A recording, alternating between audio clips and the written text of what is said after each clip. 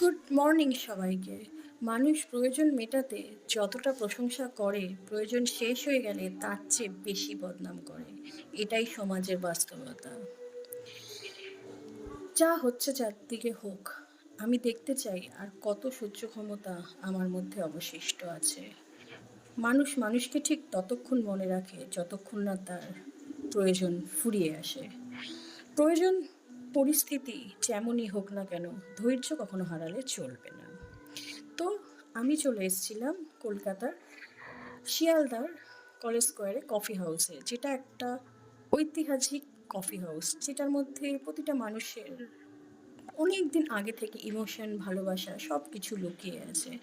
এই কফি হাউসটা যতই পুরনো হোক না কেন, প্রতিটা মানুষের কাছে একটা আলাদাই ইমোশনের জায়গা, বিশেষ করে কলেজ স্টুডেন্ট এবং প্রবীণ নাগরিকদের জন্য।